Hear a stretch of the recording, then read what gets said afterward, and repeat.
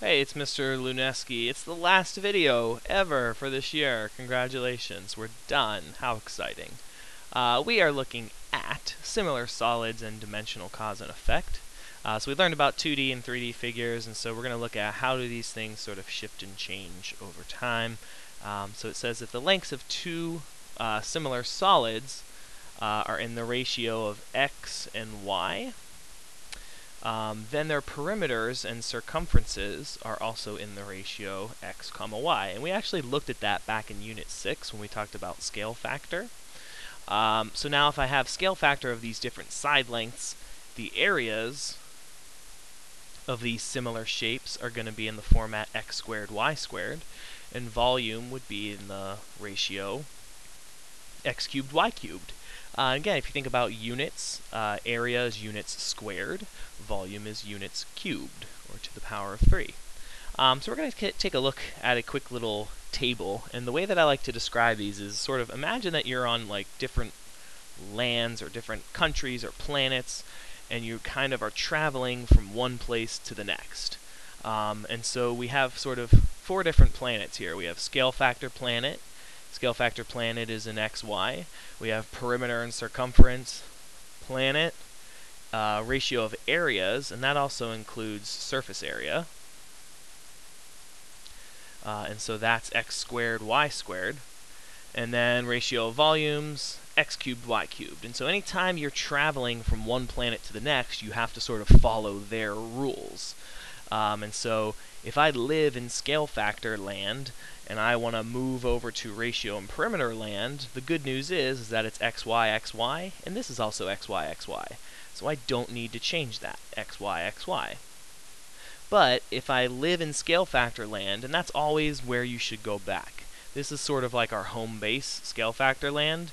We always need to go back to our home base. So if I'm in scale factor land and I want to go to ratio land of areas, ratio of areas, I have to follow the rule of squared. And so this becomes 3 squared and 5 squared. So that ratio becomes 9 to 25. So now again, I got to go back to scale factor land, 3, 5. And now if I want to visit volume land, that needs to follow 3 cubed, 5 cubed, which ends up being 27 to 125. So we're kind of just going to look at some examples in the table and just fill in the rest of the table here. So this one here, ratio and perimeter land of perimeters and circumferences, so 2, 3, x, y. So that means the scale factor is also 2, 3. So now that I know scale factor, now I can visit all these other lands. So if I go from scale factor to areas, that's going to be 2 squared, 3 squared, or 4 to 9. Got to go back to scale factor land. 2 to 3 becomes 2 cubed to 3 cubed, which is 8 to 27. So now this one, I'm in area land. But anytime I'm in any other land besides scale factor land, I need to go back home. I need to go back to my home base.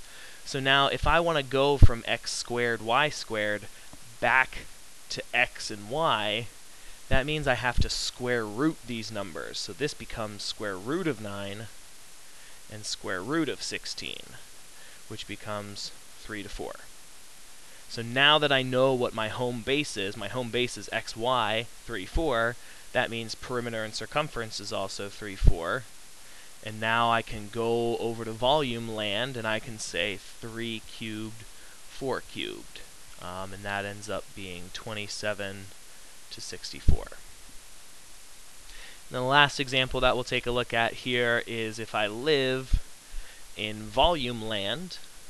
I want to fill the rest of this in. Remember, you got to go back to home base. So to undo something that is cubed, you're going to do what's called a cube root. And you can do that on the calculator with a different root here of 3. And so we're doing the cube root of 1 and the cube root of 64, which ends up being 1 to 4. So now that I know what my home base is, 1 to 4, I can fill in this, 1 to 4, and I can fill this in, which becomes 1 to 16. So that's if you have a nice little table there. Chances are it's not always going to be presented to you in a table, and so it helps out to just kind of remember the different the lands. And so the lands that we have are scale factor, perimeter, circumference, area, and volume. So these are our lands.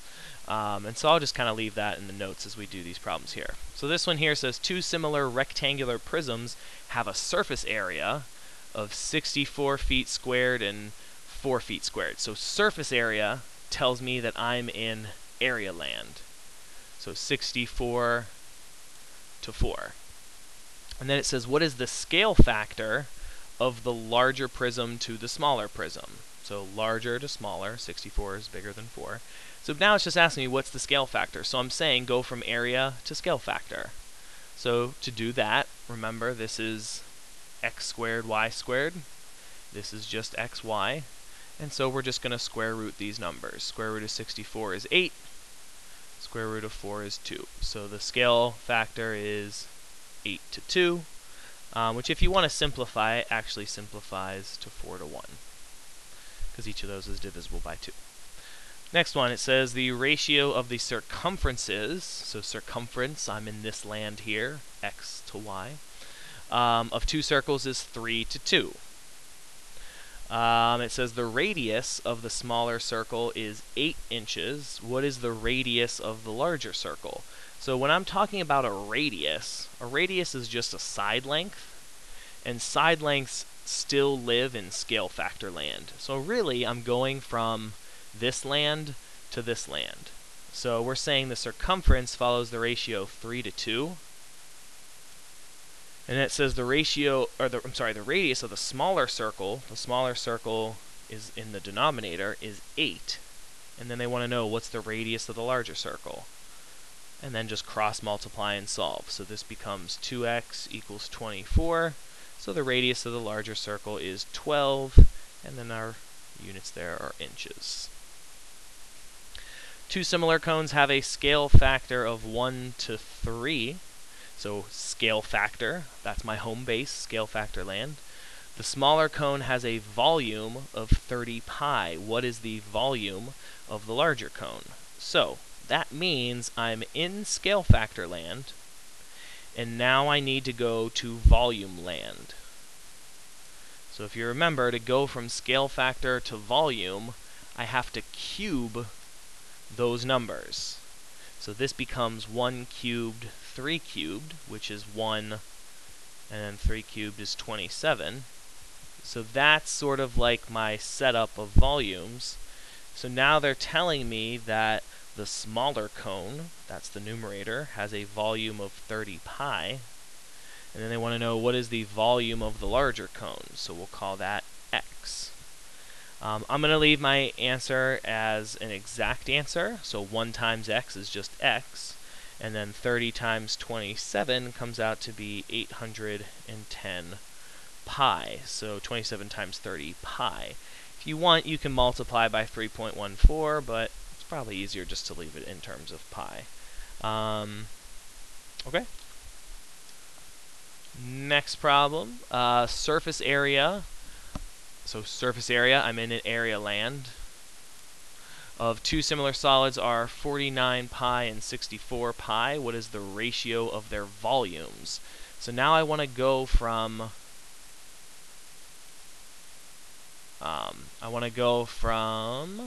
surface area to volume. But remember, we always got to go back to home base, and then we can go to volume. So to get from surface area back to scale factor, I have to square root these numbers first. So if I actually set up this ratio here, the pi's cancel out. So really, you don't have to worry about the pi's. And then if I square root this, that gives me a scale factor of 7 to 8. So that's my scale factor, xy. Now, to go to volume land, I need to cube those. So 7 cubed is 343, 8 cubed is 512.